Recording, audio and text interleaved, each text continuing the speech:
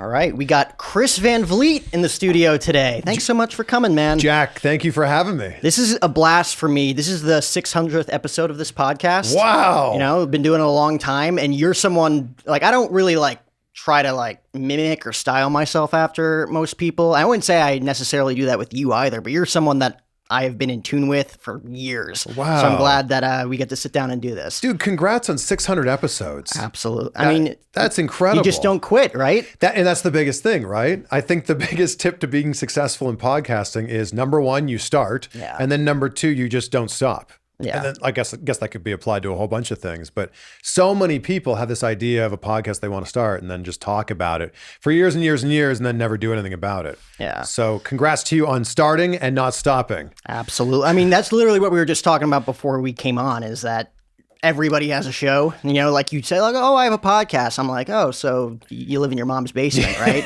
It's not like some people have legitimate shows, some people have podcasts.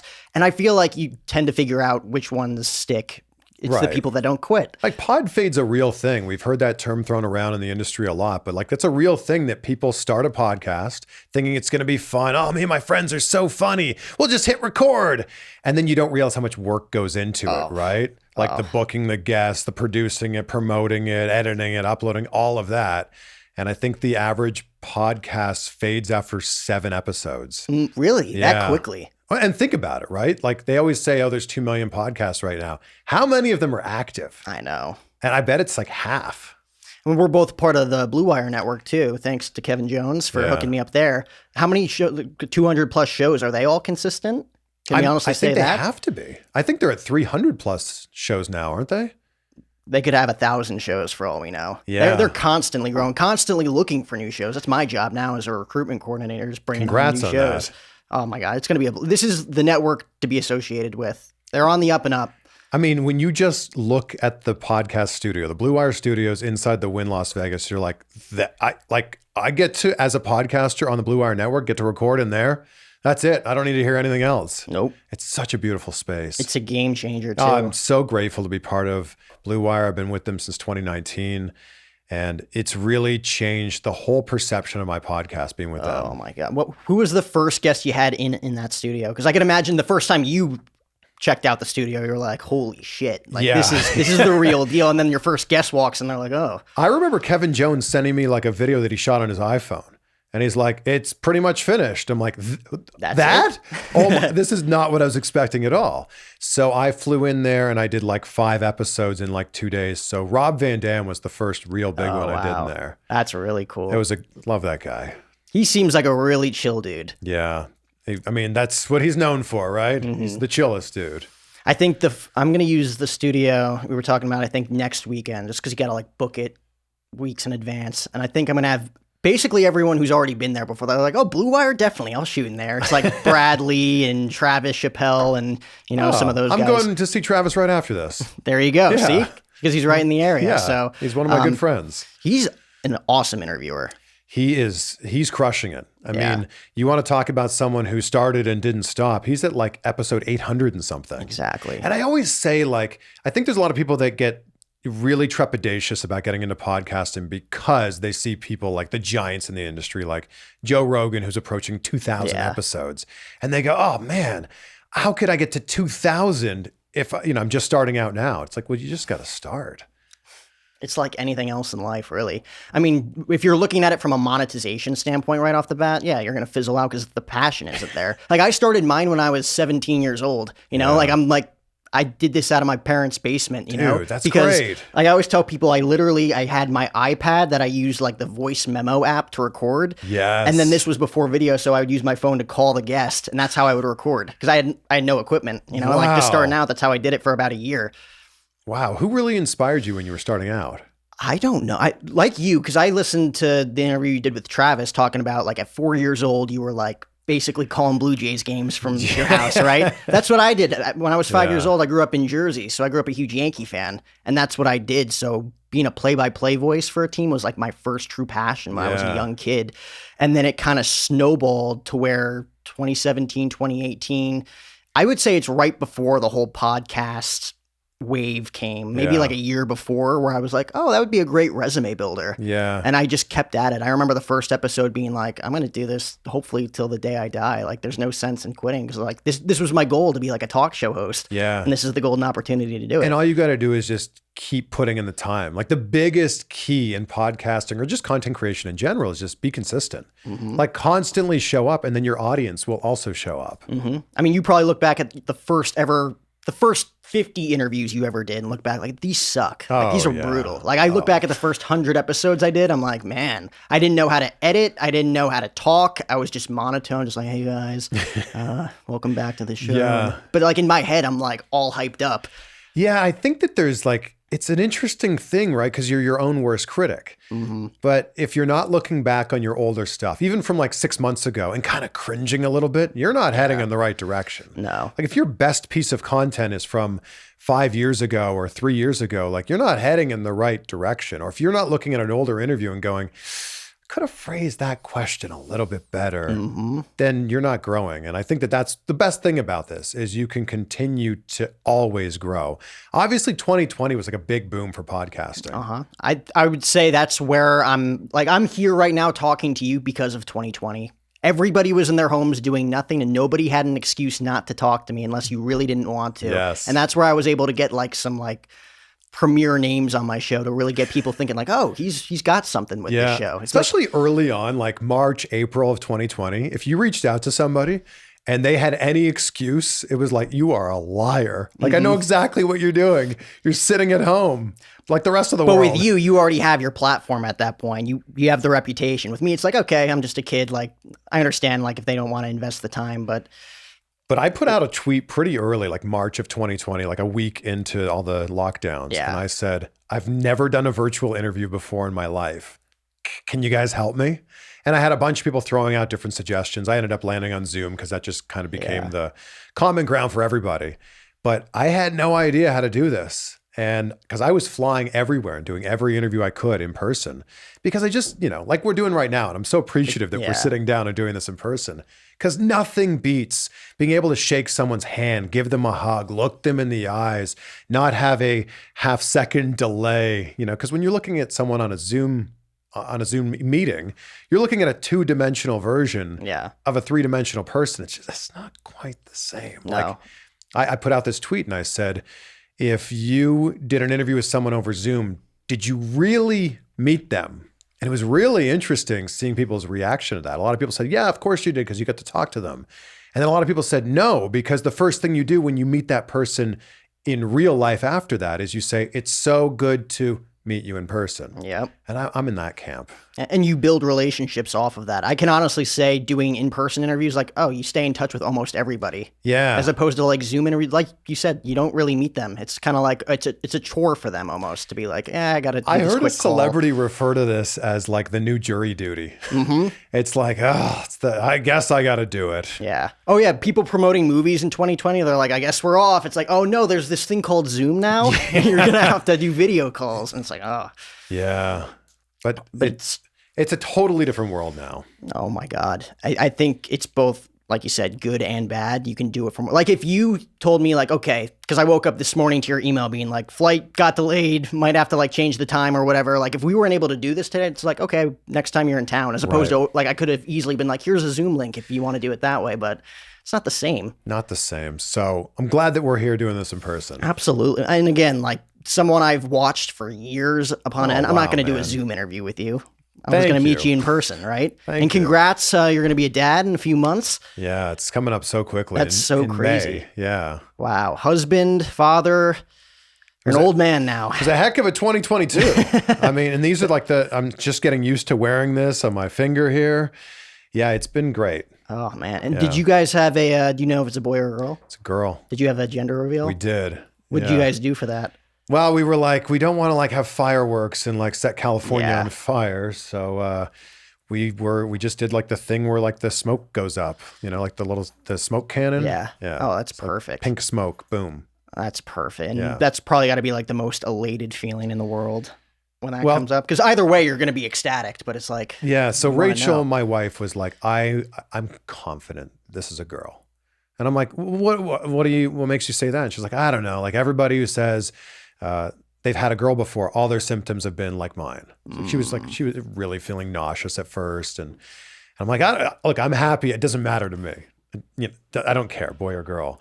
And she was right. Like when that pink smoke went off, she was just like, yeah, like kind of like, I knew it. Yeah. And everybody says girls are easier. Do they?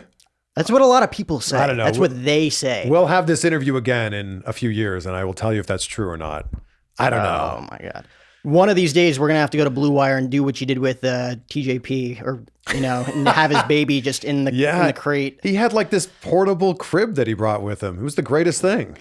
I can't imagine. I can't either. Because worst case scenario, that baby's going to be like off the wall, just screaming the entire time, and you really don't know what's going to happen. You guys got really lucky. It somehow worked. He was like, oh, no, James is a good baby. We'll be fine. It'll work out. And it did. And it did. He was right. Yeah. There was one, because talking about gender reveals, did you guys put a lot into it? Because you're a big pro wrestling guy. I came across this. I know. You know how crazy that is? I know.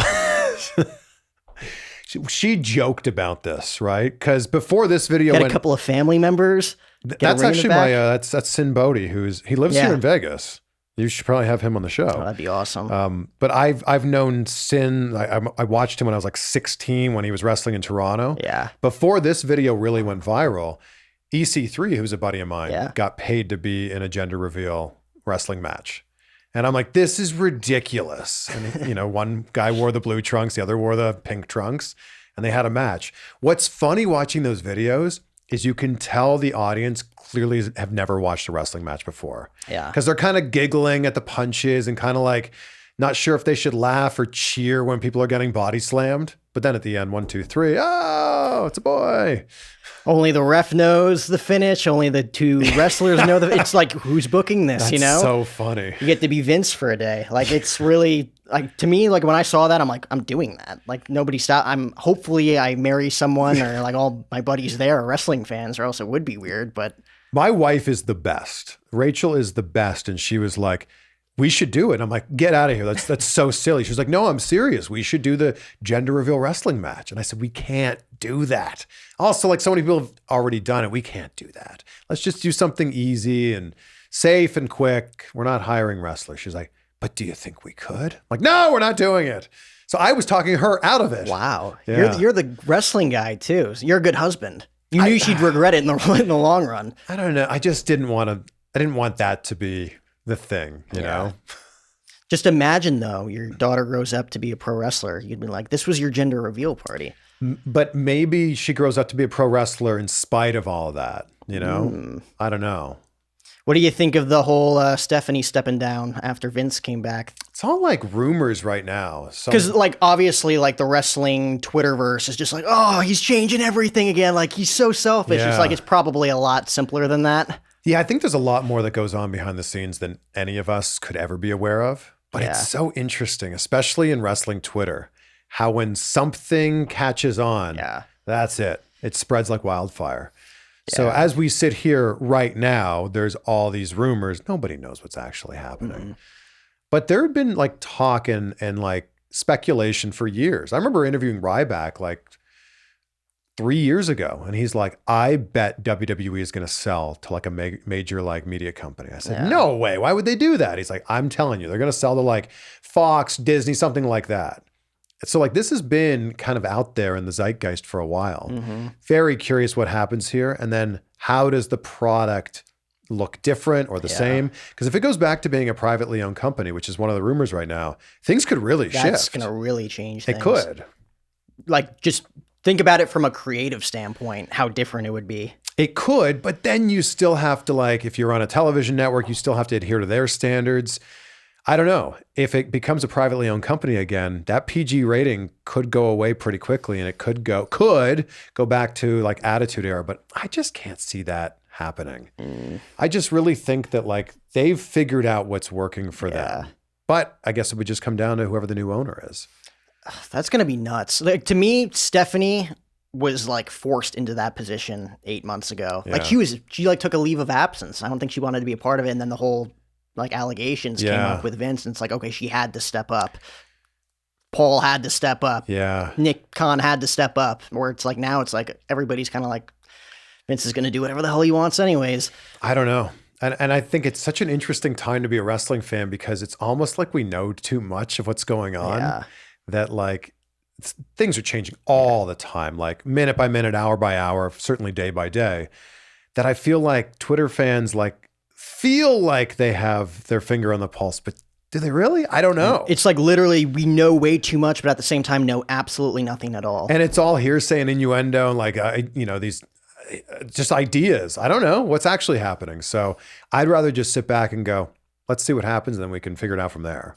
It's going to be interesting. Have you ever tried to, get in with WWE as a reporter? Like you're the perfect guy for like that backstage, like. I don't know. No, it's never happened. Todd Phillips. Cause you did AEW for a little bit. Yeah. I had a meeting. I don't know if I've ever talked about this. I had a meeting with WWE right before I appeared on AEW. And they were basically like, well, what do you want to do? And I'm like, I really like the Sam Roberts position. Exactly, yeah. Like where he gets to like kind of be on the pre-show and like hype up the show, give his take on it. Like, I love that idea. And they were like, well, what about being like a backstage interviewer? What about maybe being a ring announcer? Mm-hmm. Would you ever consider play-by-play? And I'm like, yeah, I'd be open to like everything. And then I appeared on AEW and that was kind of the end of those conversations. What was it then? Like just lack of communication and then AEW just... No, I just think it was... I didn't want a full-time gig. Yeah. At that point. Like when I met with WWE, I was working in Miami. I was hosting a show called Deco Drive on the Fox station there, like traveling the world, interviewing the biggest celebrities on the planet. So I wanted that like Sam Roberts thing where you show up for the pay-per-views, talk about do some interviews, do the pre-show, and that was it. But yeah, it didn't, maybe that'll end up happening one day. I would certainly never close the door on working for any major wrestling company. Especially like when you're a kid getting into this, like you always being a pro wrestling guy, like to say like I worked for WWE, like in the long run, like childhood dream. And so many of my friends work there. It'd be really cool to kind of be in there. So who knows? I'll never say never. It's funny, like when you grow up and you actually like get into it and you do the things that you wanted to do, like you've been able to do the things that you've wanted to do, but also on your time, as opposed to like clocking in and clocking out for someone 50 to 60 hours a week, right? Yeah, and that's changed so much because it used to be, especially when I graduated from college in 2005, it was like you get an internship that hopefully leads to a job in a small market on TV that leads to a job in a bigger market and kind of so on from there. It doesn't really exist like that anymore. It's like you go out and you can create the content for yourself and those gatekeepers are gone now. Yeah. I mean, and it also, you got to build the audience, right? Because we talk about the billions of podcasts out there, even the ones that are in like their 500th, 600th, 700th episode still might not have the audience, Like there's very few shows that actually get there to where they can do it as a quote unquote job. It's a really interesting thing with podcasting too, where like your audience is very loyal, but you have to build that audience up over time. Yeah. Just because you have a big following on say Instagram or TikTok or YouTube doesn't mean that your audience is going to pay, give you the time to listen to an hour or 2 hours of your episodes. It's one thing to watch a 14-second TikTok video. It's another completely different thing to say, listen to my interview with this person for 60 minutes. Mm-hmm. It's a hard thing to do too, man. Big time. Like the funny story that you told on Travis's show was you lying about, and it was like your first big break in broadcasting, and you're just like, oh yeah, I'm in Vancouver, like let's set up the interview, but it's like, it was like, what, like a 5-hour flight away? Like white lies like that in order to like get ahead? That was my whole career. Like, because even before that, I wasn't getting a shot to even get an internship anywhere. And I'd reached out to all these TV stations, all these radio stations, and this one small station about an hour from my hometown, I found the general manager's email by like looking everywhere on the internet.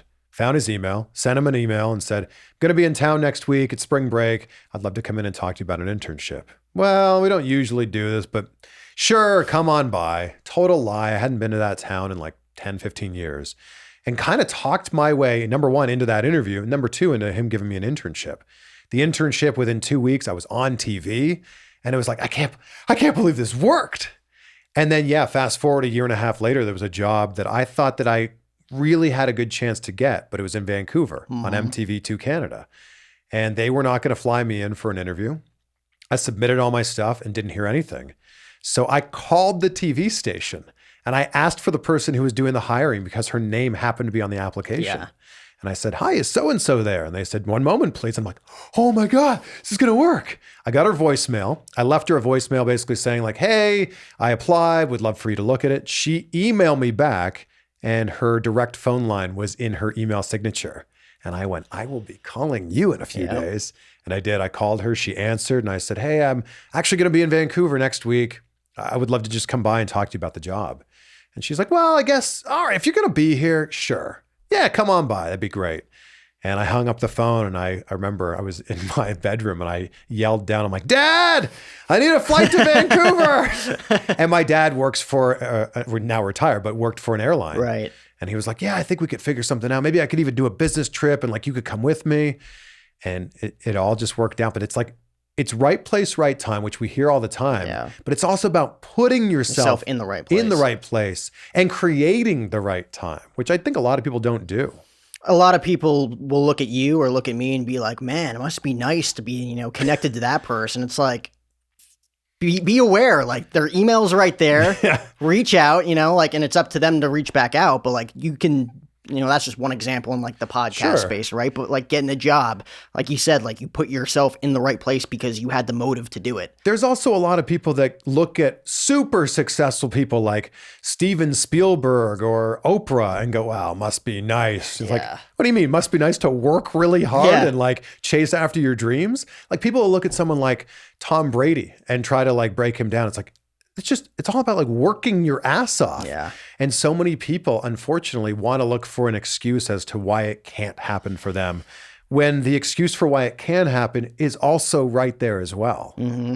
Like some people just don't want to deal because there's heartbreak in everything, right? There's heartbreak in this. Sometimes you have like a big guest lined up and they can't make it. Like, have you ever had an interview with someone scheduled that it was like at the last moment, like, "Oh, I couldn't do it." And it just was like, "Oh, of course, gut-wrenching." Happens all the time. I've even had it where like you go to a celebrity junket, like a movie junket. Oh, those gotta hurt if those and you're don't go prepared to interview a huge name, and then like this actually happened not long ago, and they were like, "Oh, that person's actually sick." So you're getting everybody else, but you're not getting that really big person, and you're like, "Okay." Yeah. Like what are you going to do? Yeah. Am I going to complain about it? Like, it's not going to help anything. So just move on. Like, it is what it is like the cheesiest, phrase in the world, but it's so true. It's like, what are you going to do about it? Like, complaining ain't going to change anything. Yeah. And like, even I'm so guilty of complaining about complainers all the time, which also helps nothing. But yeah, complaining doesn't get you anywhere. And all it does is actually bring the people around you down. Mm-hmm. Have you ever had an interview that never took place, that it was like canceled at the last minute? You were bummed about it and then you just never did it, never got around to it? Yes. Or I had one that it was not long ago, maybe within the last 6 months, and we were lining it up. They reached out to say, "Do you want to like do this over Zoom?" And I said, "Well, actually, I know they're based in Las Vegas. Yeah. We've got this great studio in Las Vegas. Could we do it there?" "Sure. Give us some dates that work." So we lined up some dates. "How about this one? Sounds great." And then it just ended up falling through.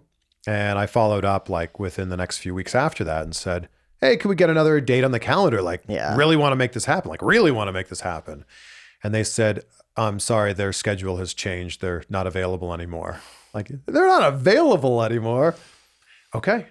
And it's just like, what else are you going to say? Yeah. So it's just like, okay. Yeah. Have you had that happen? Oh, multiple times. Yeah. And like, whether it's like health issues or just flat out, "Oh, they're not going to be in town anymore." And then you don't hear from them ever again. And it's just like, oh, that would have been like dream interviews, right? And it's like, hopefully it'll come back around one day. If anything, I have the story that I almost did and that, I don't know. How did you get Magic Johnson? Friend of a friend, like building relationships, right? The new currency. Knew a publicist for about 4 or 5 years that just casually stayed in touch with. Like, "You need anything from me? If I can be of service to you, let me know." Yeah. Back and forth, vice versa. And he was doing I think it was the 75th NBA anniversary. And he was just doing kind of like junket interviews, but over Zoom with people. Yeah. He's like, "Yeah, we can get you like 15, 20 minutes if you want." I'm like, wow. Yeah, it's Magic Johnson. Like, I'm not a huge NBA guy. Like, it was like, he's a legend. It was like baseball, pro wrestling, MMA for me. Right. But like, I'm like, same. Everybody knows who Magic just Johnson become best is. friends. Exactly, man. I love it. Woo. And then Yeah, Magic Johnson was like the nicest guy in the world too. Like Yeah. there's some people you interview and like it's like, oh, they're wired differently than me. Yeah. It's like we're gonna make this work. He was just a down to earth, great dude who's just happened to be a 5-time NBA champ, great executive, Yeah. just well polished individual. I met It's him so about nice. a month ago. I've been doing some stuff with Byron Scott's podcast. Oh. So Byron and Magic, Yeah. obviously friends for years and years and years.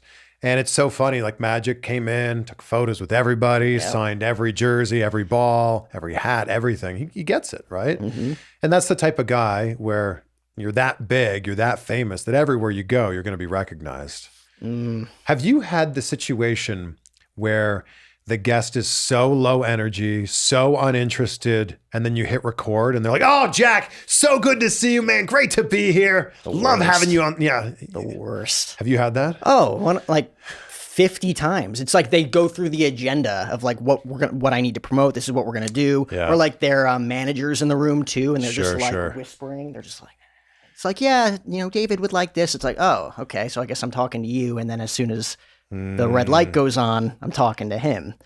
Which you roll with the punches. Sure. It's part of it. That's what I love about this is that you never know who you're going to talk to, and you never know what people are going to be like. Yeah. They say don't meet your heroes. Why? Because if you meet your heroes and they turn out to not be as cool as you thought they were, it's like, oh, you just got slapped in the face with reality. I'd rather know more about people than to be like, oh, he's cool. I never want to meet him though. There's a lot of pressure, I feel like, on like a really like a super A-list person to be on all the time if they're not always that person. Yeah. Like I've had such incredible interactions with The Rock, and I always say, like, if The Rock's your hero, you should definitely meet Dwayne Johnson because he's the best. But I wonder when somebody's not like that naturally charismatic, if they don't turn it on and you just have a bad 3-second interaction with a huge star, that's going to be your perception of that person for the rest of your life. Mm-hmm. And you're going to tell all your friends and they're going to tell their friends. Yeah. And there's people that will not be on for like one interview, but they're actually a decent human being. Sure. But it's like they were just not on that day. It's a big ask, right? It's a big ask for someone to be like at their very best all the time. And that's why my hat's off to people that are able to do that. Mm-hmm. Like Dwayne's one that's like, how is that guy on all the time? It's just who he is. But I also think for him, it comes from a true place of gratitude. Oh my God. Like he tells the story of $7 production all the time, basically like evicted from his house, $7 in his pocket right after he got cut from the CFL. Like his dream just taken away. Now he has $7 in his pocket and nowhere to live. Like I think for him that he always looks back and like wherever he is, whatever he's doing, he looks back to that version of himself and goes, how could I not be happy? How could I not be grateful to be where I am right now because I used to be there? Mm-hmm. And that's a hard place to go back to mentally, I feel like. We all have that, right? Yeah. We like that there's that phrase of like the worst thing that's ever happened to you is the worst thing that's ever happened to you. Mm-hmm. And that's your spectrum of like the good and bad things. So we all have that, whether it's being evicted from a place where you were living like him or something else in your own life. It's a bad thing if that's your lowest point. It's so difficult too. I mean, it's like you don't even want to go back there, but it's like sometimes you need that extra boost where it's like, I have to be grateful for this situation because this is where I came from. Or if like you're trying to like motivate yourself to do something else and it's like you got to remind yourself of where you're coming, what your foundation is. Yeah. Well, the thing is, you've always got what's good available all the time. Like you can always just sit there and go, man, I've got my health. Yeah. I've got my family, whatever it happens to be. And that's why I end every podcast asking my guests, what are three things you're grateful for? Because I think that I'm hoping that people listening can go, oh my gosh, that person's so successful and they're grateful for those things. I have those things. I should be grateful. What was the, talking about gratitude and guests not like necessarily being on all the time? Like you have one in particular that you remember they were just like nasty to you that day? And I won't name names here. No, neither will I. But talking about building relationships, you don't want to burn any bridges. And it's no fault of their own. It was actually when I worked like in TV every single day. They came to the TV station and it was very clear that they didn't want to be there. Yeah. And I was trying to like make small talk and warm them up, and it was like really short answers, and they were like in their phone the whole time. Oh yeah. Oh, that's cool. Oh, great. Yeah. Mm-hmm. And then we like got them mic'd up and the red light hit and it was like, boom, the energy was there. And it was the greatest interview for those few minutes. And then as soon as the segment was over, it was right back to, yeah, okay, man. Oh, that's cool. Yeah, all right. And it was just so disappointing because this is someone who I looked up to and I still think they're supremely talented. Yeah. But I was just like, oh man, you couldn't have just for like 15 minutes, like at least pretended. And it's so funny because I shared this story with a buddy of mine who also works in television. And he goes, oh man, I had a similar story like that. And he told me, a very similar story. And then afterwards I said, who was it? And I went, no way. It was the same person. Yeah. So it just like confirmed, like, okay, that's who he is. Yeah. My story is, and I've said his name multiple times. I can't keep saying it, but one day it's gonna be like, you keep talking about me on your show, right? But he, big musician. My family absolutely loves him. I'm not necessarily a big fan, but I was able to interview him at a music festival in Tempe, Arizona, a few years ago, like right before COVID hit. And I was there as a journalist writing for a website. So for whatever reason, and I didn't get this memo, we weren't allowed to record audio. Oh. Everything had to be like handwritten. Wow. And I interviewed a few different musicians that day that let me record because they're like, whatever, I don't care. I get back there and I didn't put my phone in his face, but it was like, oh, so how, whatever I said. Sure, yeah. Immediately without question, like slapped my phone away and it just shattered into like a million pieces on the floor. Oh my gosh. And I just kind of like picked it up. I was like, whatever. I asked 2 or 3 questions. He's like, all right, this is done. Whatever. Walked away, went on stage, did his thing. And I'm like, oh my God. Wow. Like, I don't know if he was just like. Did he pay for your phone? He did not. No. Which, whatever. Like. I don't know.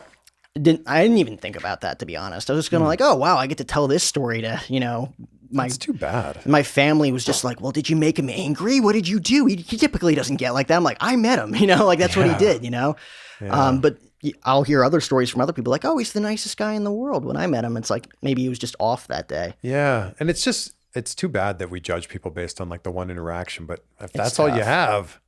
But I've also seen like on the flip side of it, I've heard people that are like notoriously difficult. And then I'm like, that was really pleasant. Yeah. I really enjoyed that. It's fun. It's like some people just, they're in their own minds are like, they expect, I feel like when you have expectations of someone going into it and they don't reach your expectations, it's like, that one wasn't that great. But like, maybe that's just how they interact. Well, and that's the problem, right? Like if your expectations are super high of anybody or any situation, it's often hard to meet that. Mm-hmm. And in those moments, I would just rather be appreciative of like, this person is giving me their time. Because think about like, if you remove podcasts from this, is Magic Johnson going to hang out with you for 20 minutes? Right. Probably not. Is Tom Cruise going to answer a bunch of my questions? Oh, absolutely not. Yeah. And the cool thing is like, if you can bring the value of like, I have this podcast, YouTube channel, social media following, it has this kind of audience. This is the value that I bring. I'd like to trade that for your time and your expertise. Exactly. Everybody's providing value for each other. Because I think long gone are the days of like, I want to pick your brain or I want to take you out for lunch. And I think now it's like, well, if you want to have this conversation and we put it on your podcast, absolutely. Then everybody else can eavesdrop in on this conversation and learn from it as well. You're building both personal brands. I think it was Brad Lee who came out with one of his videos and was just like, no, you can't pick my brain or take me out to lunch. Like, that's stupid. And you know how like off the cuff he is? It's just like you can't do that. And I can completely understand that like someone like him is probably getting people like that all the time. Yeah. But I will say that I bet if someone said to Brad Lee, can I take you out to lunch and give you $5,000, $10,000, whatever his number happens to be, he'd go, yeah, absolutely you can. Mm-hmm. Oh, absolutely. Like, yeah, like you're obviously serious about this. Yeah. As opposed to just like, oh, let me take you out to McDonald's, Hey, well, that'd be pretty good. I don't know about that. I'll take a McFlurry. Yeah. Are you eating McDonald's right now? Or are you trying to get into like the best shape of your life? What, May 19th is the birthday? That's my birthday. I haven't eaten McDonald's in a long time. Sometimes I do it because I'm like whether I'm on the road or it's like, oh, I haven't eaten all day long. And it's like, I need something or else I'm just going to be hangry. And then after I'm done, I'm like, why did I eat that? It's like one of those, comfort foods that you immediately regret right after. Yeah. I don't think I could do it. I now travel with meals. Like I've gotten to that level. That's good. I just don't ordered know. my pack of nutrition solutions. Oh, nice. So I'm trying to get into the best shape of my life too. Oh, good. Yeah. So I've been very intentional about this. Yeah. So I turned 40 on May 19th, and I've always been in decent shape. Dude, if you told me you were 25, I would have believed you. You are too kind. I absolutely Where would do I have pay believed you? Exactly. But I've always been in like good shape, and I played a lot of sports growing up. So I've always kind of prided myself on just being relatively athletic. Yeah. And I was always really drawn in by the celebrities and the movie stars who would have a massive body transformation for a role. Like Chris Hemsworth, obviously, Chris Evans, just naming people named Chris now. But like Kumail Nanjiani's recent transformation, Christian Bale, back and forth on the scale. I've always been really impressed by that, and always just fascinated by what can the human body do. So, there's been times in the past where I've, really gone hard on the weights and like bulked up a little bit. But this time I was like, I want to like do this with people who are really in the know and know exactly what I should be eating, what I should be doing in the gym, hiring people, and let's see where we can take this. So I started on it was like December 13th or something. So is the goal to build like lean muscle? Yeah. In that regard, like put on muscle? Right now I'm in the like eat lots of things. Bulking, yeah. Like That's a lot. what my goal is to be up 20 pounds in the next 6 or 7 months. I've already gained 12 in the last month. That's crazy. So you can too. Dude, my metabolism, absurd. Well, you're how old? 23. Yeah, so your metabolism's still going to be, but just keep eating. Yeah. Like just eat more then. Mm-hmm. Like, and do less cardio. You'll gain weight. That's what everyone says, like no cardio. Yeah. You're trying to bulk. I do just a very little bit of cardio, but I've been eating like silly amounts. And my trainer goes, he goes, are you eating a lot? I'm like, yeah, I'm eating a lot now. He goes, but are you eating hard? I went, I think I'm eating hard. He goes, are you ever hungry throughout the day? I said, no, not anymore. He goes, okay, then you're eating hard. But I'm eating like, I don't know, 5,000 calories a day right now. Right. Maybe more. Like everybody's just like, oh, 3,000 calories a day. I'm like, nah, like upwards like 4,000 or 5,000 a day and be consistent with that. Like what's the difference like eating hard, just like eating until like intervals, like every hour, every 90 minutes? Just I'm eating a lot. Yeah. And like I just packed a whole bunch of meals for this trip, and I'm only here for like, I don't know, what am I here for? 28 hours? Yeah. And I brought a whole bunch of meals. So it's like a lot of rice, and I brought some steak, I brought some chicken, I brought some ground turkey. This is so boring for everybody to listen to, but yeah, it's just been. That's how you build lean muscle. I've already, chicken. It was 10 a.m. I've already eaten twice today, and I'll leave here and eat some more. Mm-hmm. And I'm just curious, what can I do? What can I look like when this is all done? So Yeah. we'll find out. My biggest thing is like when people are like, oh, that's your genetics, that's your body type, just deal with it. It's like, I feel like if you put in the effort and really dial in and talk to the right people and do the right research and apply it, like the sky's the limit. Really, anything is possible within that space. And I think it's just, do you want to work hard enough to make that happen? Yeah. And I think a lot of people just like come up against a limitation, and they go, I don't really want to go any further than this. Okay, that's great. But it is possible. Yeah, it's like a slight itch for some people where like the first few days, first few weeks they're into it, it's like, oh, I feel good. And then you just go back into not feeling that great. And you're like, oh, what happened? I was working so hard. It's like a daily thing. My clothes not fitting me right now is not a great thing. So I don't know how, like if I gain another 10 or 15 pounds. Your wardrobe. Seriously. Yeah. What's the biggest you've ever been? Because I've seen you work out with like EC3 or even like Karrion Cross, and it's just like those guys are huge. They are. Even though they'll tell you like, nah, I'm pretty lean. It's like compared to who, Well, EC3 is stupid lean. Like, so I normally would walk around at like 180, 182. I'm at like 192, 194 right now. And the biggest I've been was 200, but like eating like a lot of pizza and chicken wings. Like it was 200 of bulking, but not very clean bulking. Yeah. So I didn't feel great about that. I'm looking to, 200 was the goal, but I feel like I could get over that now. Yeah. So I don't know, 205, 210? And is it going to be like completely clean eating? Because I've heard you say like, I love pizza. 6 meals a day is 42 meals in a week. If like 1 or 2 of those are bad, it's like whatever. Yeah. Yeah. So I think right now, as I'm bulking, this is probably so nerdy for everybody. I'm so sorry. Right now, as I'm bulking, they're mostly clean, but I will slam a pizza down. I had a bowl of Cinnamon Toast Crunch the other day, but for the most part, it's you know, it's healthy carbs and it's healthy proteins and it's healthy fats for the most part. Yeah. But it's like for breakfast, I'm eating like 2 cups of oats with a scoop of protein and then like some peanut butter as well. It's like 1,000 calories in just that one meal. I'm on the peanut butter and jelly kick for like the past 2 weeks. Just like you eat one, you're like, have 4 more. They're pretty good. Yeah. Yeah. Well, let's stop boring people if you truly do think that they're boring. Getting bored by this. When it comes to like interviewing people, because you're basically doing what like at least my vision right now is, you know, like I got into this to interview my heroes, man. Like, and I've gotten the opportunity to interview some, you know, and there's still bucket list names all over the place. You know, you never know who you're going to talk to. Yeah, like sure. you've talked to everybody. Like I could drop a name and it's just like, you know, like Margot Robbie, done it. Mark Wahlberg, done it, you know? And it's just like, and granted, like you look back at those experiences and it's like, it's not everything, you know? You got Rachel, you got the daughter on the way. That's the most important thing in the world. But like when you get into this, like how important, just for like the audience to really recognize this and people who want to be in this space, how important building those relationships early on and really providing value on both ends of that spectrum really is for years on end, not just for like, you know, one thing, one opportunity. Like it's the most important thing. Yeah. Because especially when you're doing those A-list celebrity interviews and you're doing movie junkets, you're getting invited by the movie studio. So if you piss off one of their people, then you're probably never going to get invited to another junket from Paramount, Lionsgate, Disney, Fox, whatever movie studio it happens to be. So much of it is building relationships with the people behind the scenes, which you know very well. Yep. And then you get to build relationships with the actual people that are on camera. I was so fortunate early on in my career that I was already doing so many of these interviews because I was working as a TV host and I was working as an entertainment reporter. Yeah. So I was already interviewing people that were actors and comedians and directors and musicians.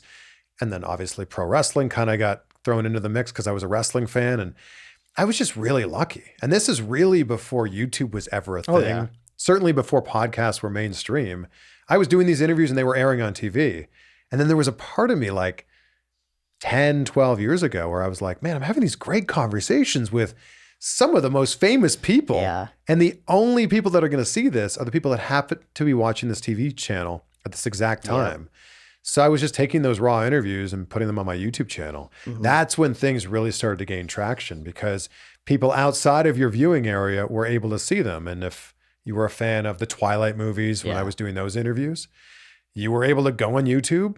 You had no idea who I was, but you knew who Robert Pattinson was. You knew who Kristen Stewart was. So you were able to consume my interviews. And that's really what got the ball rolling for me. And it's crazy how ironic that is now, because if you were to take someone else's, like from the local TV station and put that on your YouTube channel now, like that's a fireable offense. They don't want you taking their content. Like you got into that early. I was doing it before I think anybody even realized the potential of YouTube. Yeah, they're like, whatever. Yeah, sure. Yeah, you can't do it now.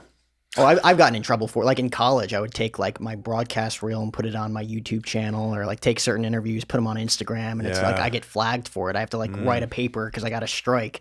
I'm just like, when I graduate, I'm going to do it anyway. But like, I think that I don't get it. I can understand like putting it on YouTube, but every TV station should be allowing their talent to put clips on TikTok or Instagram or Facebook Reels because it's just more eyeballs for the content. As long as you're not diminishing it, I don't see the problem with it. Right. Yeah, I don't understand. I've been flagged more times than not, but it's like, but I'm going out of my way to do stuff, you know? I'm ambitious, you know? And they're like, okay, yeah, whatever, Jack. Keep doing it. But I mean, to me, like the whole shift in that podcast wave and YouTube, just seeing like the local entrepreneurs, some of them that, like we mentioned, like a Bradley or even like Ed Milet or most of these guys really taking advantage of content creation these days.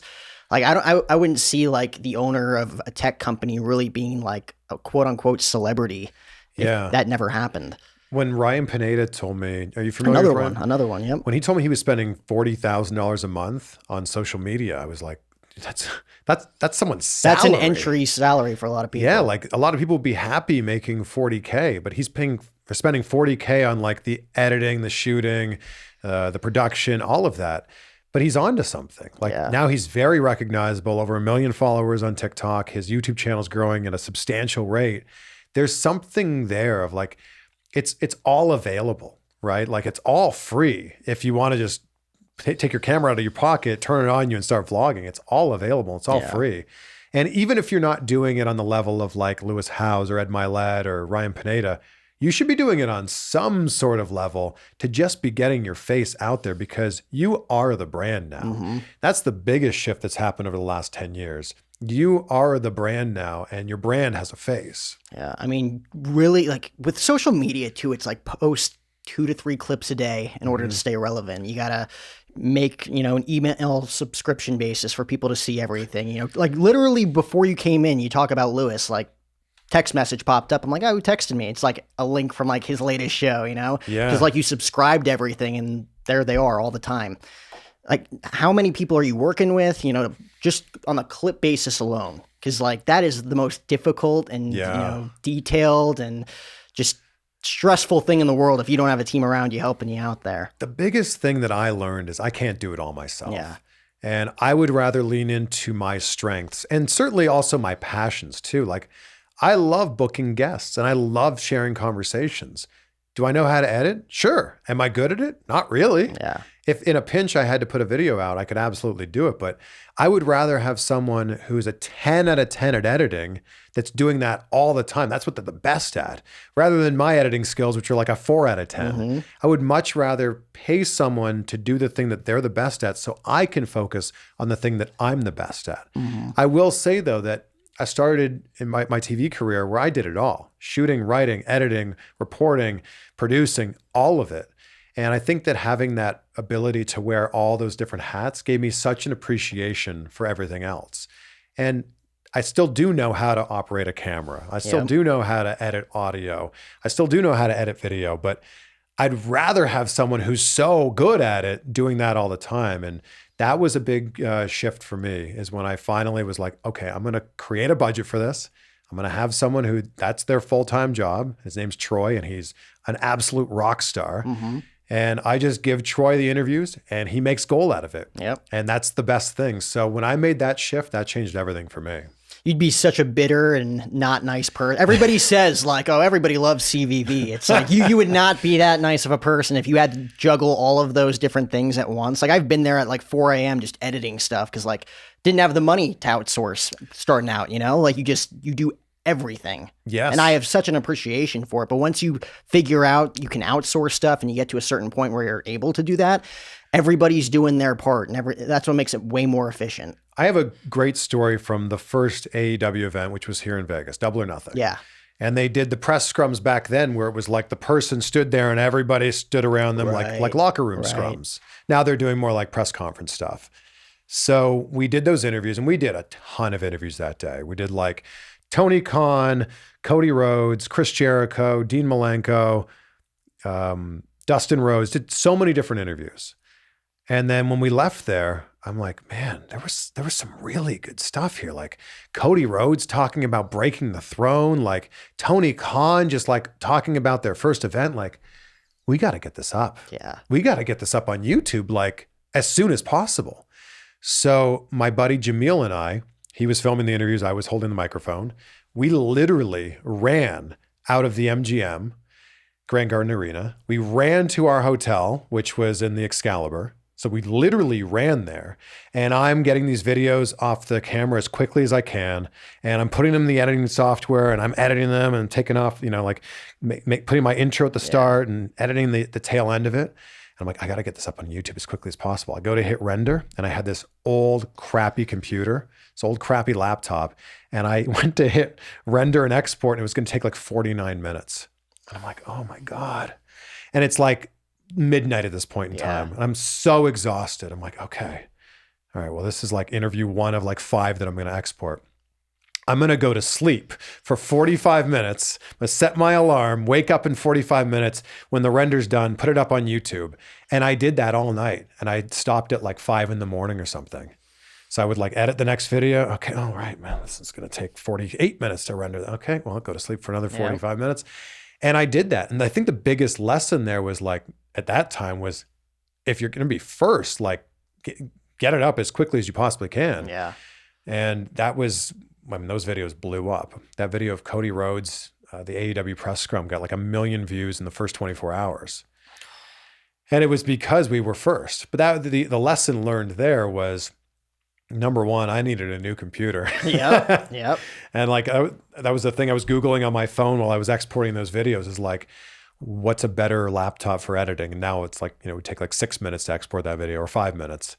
But the other thing was like, I would rather have someone who's way better and has way better equipment than just me trying to figure this out on my own. I know. And it's crazy how aware and intuitive you become when doing these things. Oh, Because if you really want it, like some people be like, I don't know how he does it. It's like when you really want this and you learn from certain mistakes, you really take note. And like, how can I balance this and get this out before everybody else, but at the same time, get some sleep tonight, and at the same time, do whatever else I need to do. Because like trying to get in the best shape of your life, you need sleep, right? Yeah. If you were juggling all of this stuff, yeah, it's like, oh, that's why I'm not in shape, because I'm not sleeping well, I'm not eating right, I'm not doing XYZ. I also had the background of working in television news for so long that I was so used to working on deadlines. Mm-hmm. You would start the day and 6 p.m. was your deadline, or 6:07 if you were in the B block or whatever it happened to be. But it was like you had a deadline. So I very much looked at the content I was creating at that time of like, well, I've got a deadline. Like when I did the interview with Chris Jericho in the backseat of his car, which was right after he signed with AEW, and that video ended up getting well over 1 million views.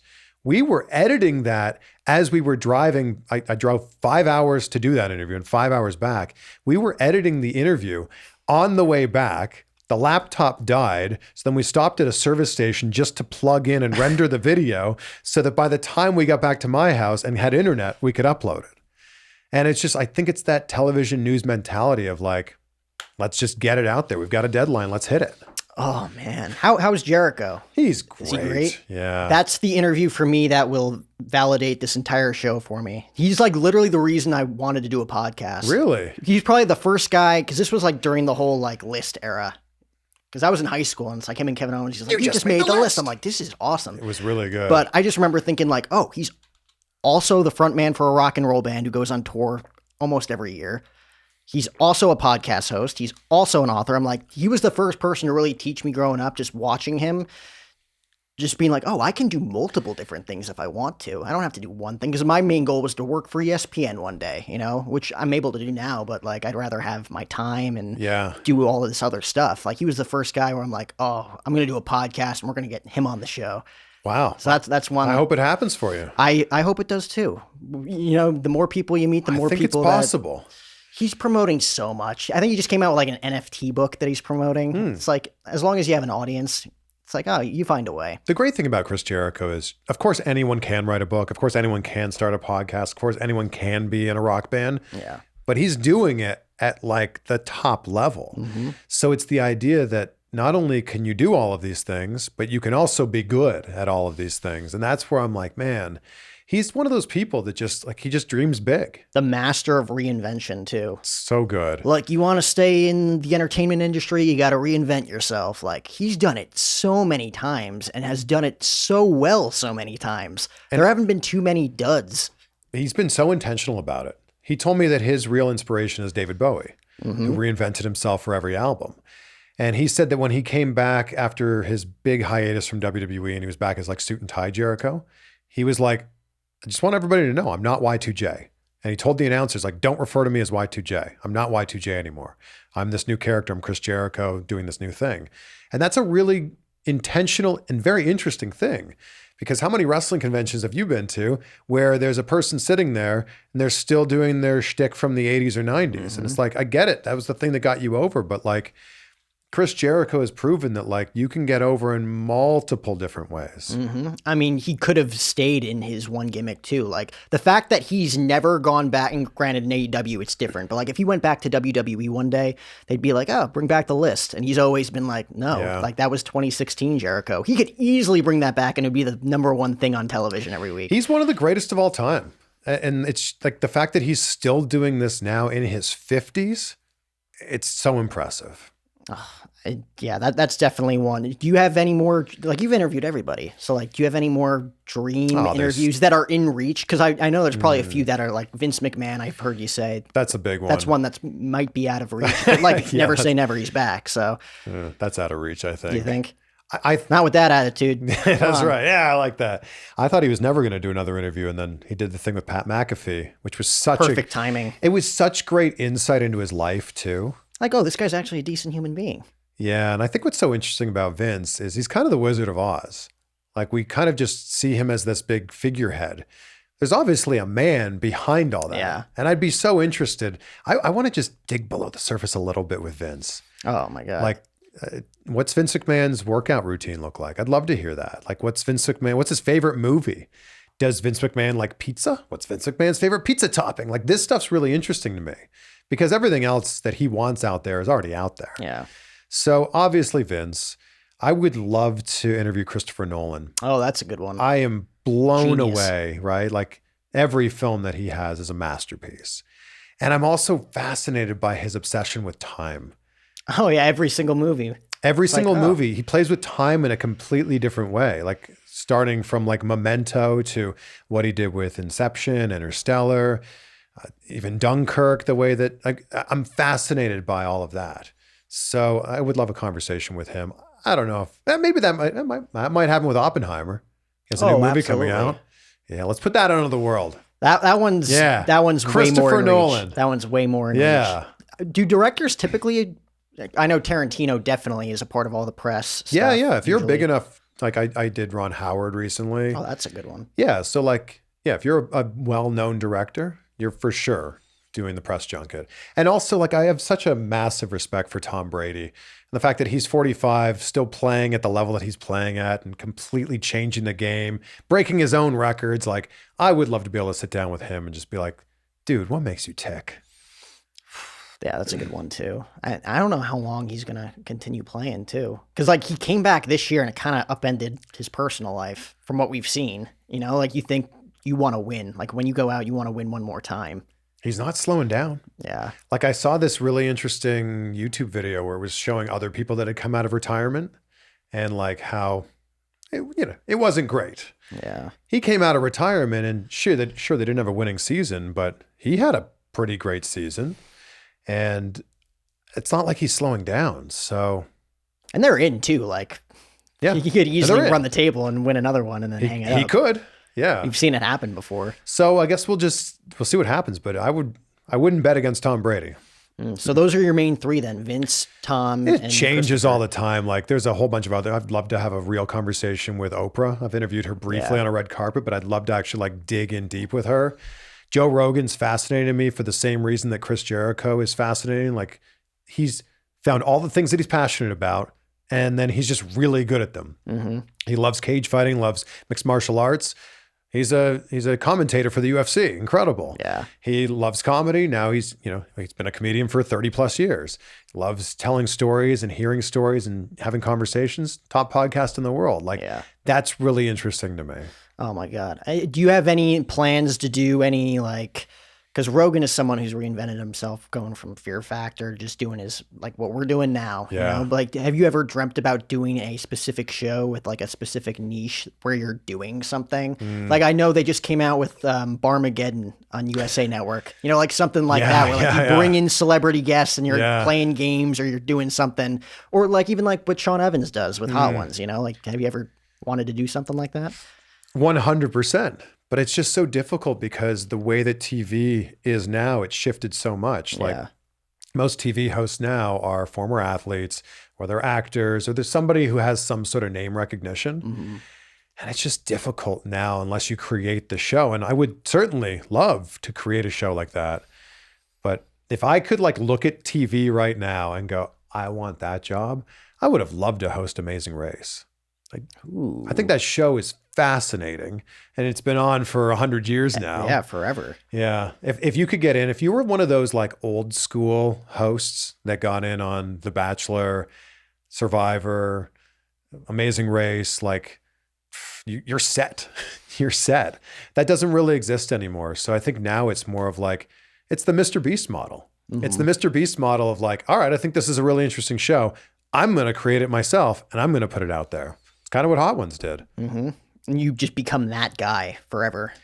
That's it. You're that. Like, and I could see you doing like The Bachelor, like Jeopardy, any one of those shows, I would love to. I still have a real big place in my heart for hosting. Like that was broadcasting is my first love, and it will always be my first love. It's changed and shifted a lot, the broadcasting model. It's certainly now more like niche casting. It used to be like broad, we're going to throw everything at the wall and see what sticks. Now it's very niche. Like if you want to just spend the afternoon watching Foo Fighters play Learn to Fly, you could literally just go down a rabbit hole of watching every one of their performances on YouTube. That didn't exist 10, 15 years ago. I do that once a week. I love the Foo Fighters. So I think that it's changed and shifted a lot, but I would definitely love to still have a show that you could just tune in on Discovery or Netflix or wherever it happens to be. Yeah. I mean, I think that's the type of thing that really like, it's just fun, right? Yes. Like doing something like that. Yeah. And being able to do it in this generation where it's like, oh, there's not really too many producers involved, or like there's people in your ear. Yeah, it's yeah. like, it's yours. Yeah. And you're able to put it together with like it's your own thing. I think I'd have to create a whole new YouTube channel though. Like Oh, yeah. YouTube has niched down so much more on their niches, which is great. But like my YouTube channel is primarily a lot of long form interviews, and certainly primarily a lot of long form interviews with wrestlers. So if I were to put this fun Barmageddon type of show on there, I don't know if it would really hit. So I think it would just have to be like, all right, we create this whole other thing over here. Yeah. Make it happen. Oh my God. In the next year or two, or like 5 years down the road, when you're hosting something like that, I'm like, I inserted that into his brain. I'm hosting a show right now on the Wealth Channel. It's called My Dream Purchase. Because again, hosting's been a huge passion of mine forever. So the show's pretty fun. Like you finally come into the money to buy the thing you've always wanted to buy, whether it's a boat, a house, a dream car, motorcycle, whatever it happens to be. And I show you option 1, 2, and 3, and you pick one of them. And we test drive them. We do the whole thing. So that's been a lot of fun to do. We just wrapped season 1. Oh, really? Yeah. Any cool guests there?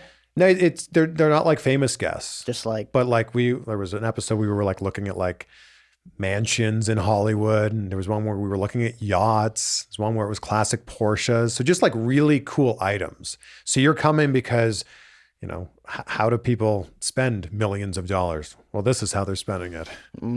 wow. You got a lot going on, man. It's been fun. I want more though. Why? So you want more, you're doing a ton, you're established, your reputation's out there. You're like one of the nicest guys ever. Like, how do you juggle all of it? You know, like even like taking the time to talk to me today. Didn't have to do it, you know? Oh, thank you for making the time to do this. I always try to, man. That's the name of the game when it comes to interviewing and doing what we do. Like you got to figure out what works for everybody, right? The biggest thing is it's MMA. Make myself available. Yep.